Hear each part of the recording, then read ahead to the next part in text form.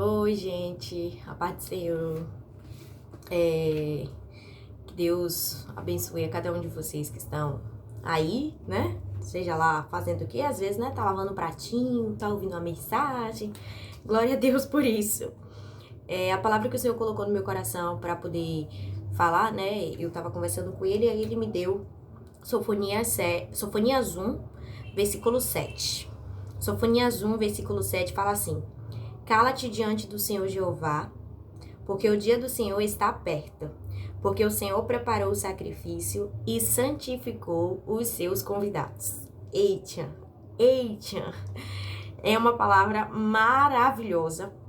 Eu tava ali meditando nela e tava impactada com a quantidade de coisas que o Senhor nos revela nessa palavra. Ele começa dizendo assim, olha, cala-te diante do Senhor Jeová.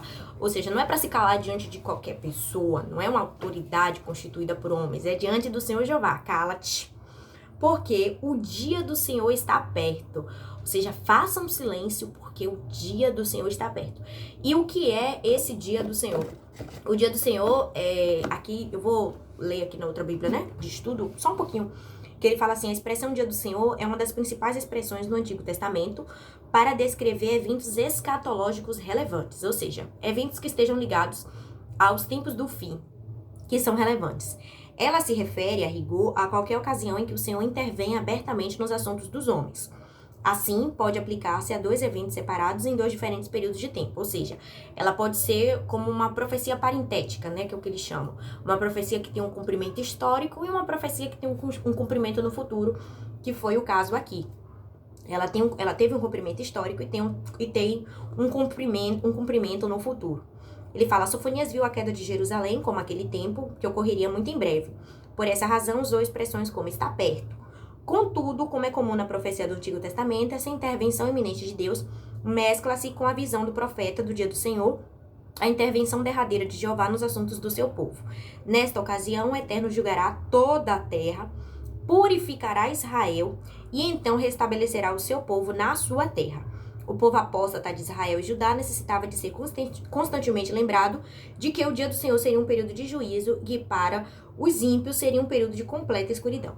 Ou seja, o dia do Senhor é o período em que Deus ele vai tratar exclusivamente com Israel. Todas as outras nações, todos os outros povos que estiverem ao redor vão sofrer as consequências desse tratamento, também vão. Mas ele é um dia que visa a purificação de Israel. E aí a gente vai ver isso mais aqui. Ele fala assim, olha, cala-te diante do Senhor Jeová, porque o dia do Senhor está perto. Ou seja, esse dia aí que está ligado a esse tempo de purificação para depois disso a vinda do Senhor acontecer, está perto. E ele fala, porque o Senhor preparou o sacrifício. Preparou o sacrifício. Ainda que nessa Bíblia ele fala que preparou.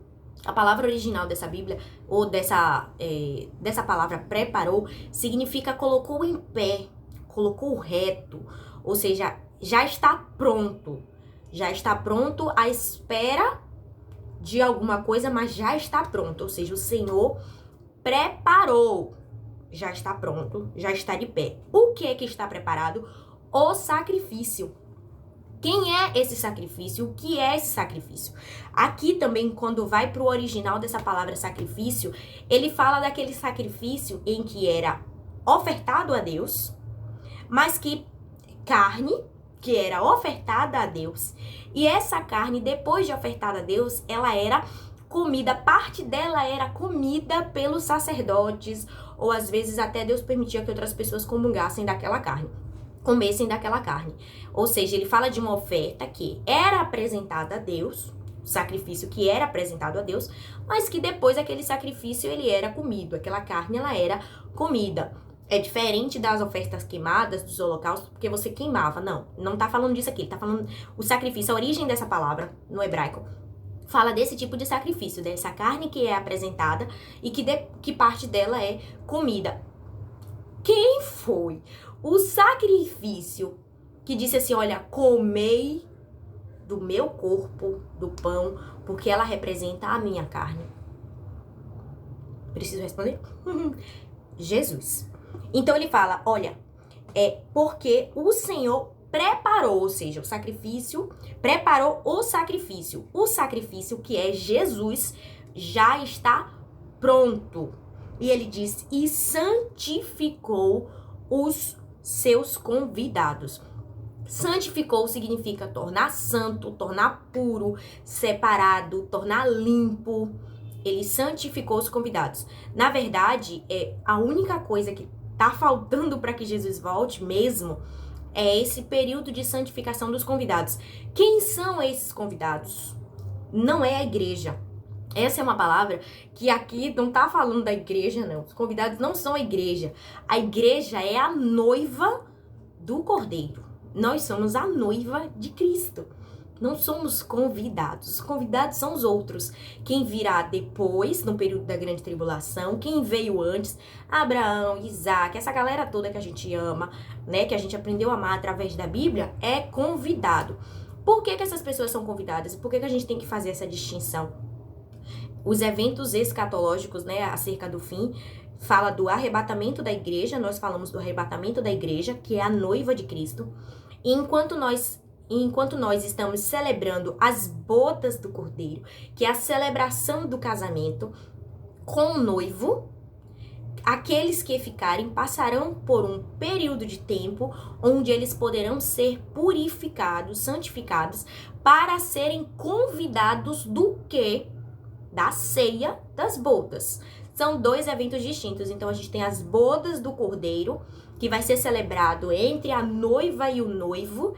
E depois, no fim dessa celebração toda, o noivo volta, Jesus ele vem com a sua igreja, não vem para a igreja, ele vem com a sua igreja, com a sua noiva, para apresentar a sua noiva aos seus convidados, que são todos esses que foram purificados durante este tempo.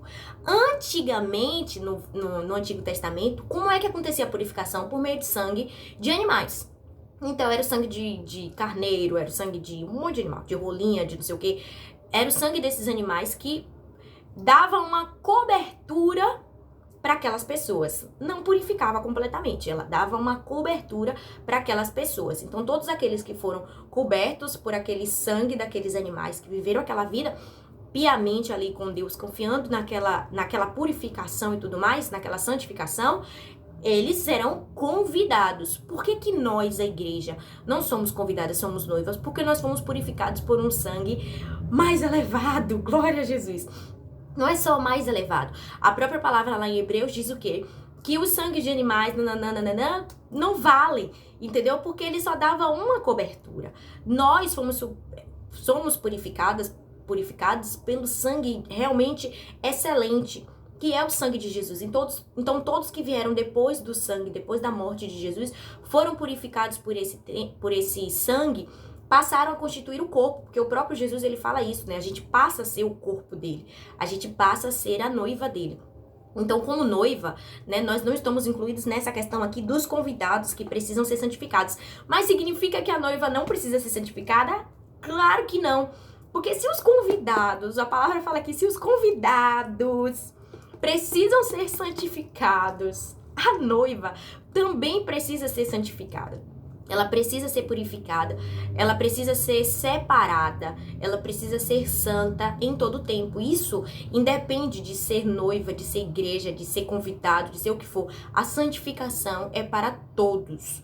Aqueles que querem ter um encontro com Jesus, a santificação é para todos. Então, nós precisamos nos santificar. Então, essa palavra aqui é um alerta para que, se o dia do Senhor ele está próximo, a noiva precisa estar preparada, a noiva precisa estar ligada, a noiva precisa estar santificada para que ela possa ir com o seu noivo, para que ela possa encontrar com o seu noivo, se encontrar com o seu noivo, para que ela possa viver as bodas, né, a celebração junto com o seu noivo. Depois Deus vai tratar com os convidados, né, vai ter o processo para eles, para os convidados, mas para que nós possamos ser apresentada a estes convidados depois, né, que eles também precisam ser santificados.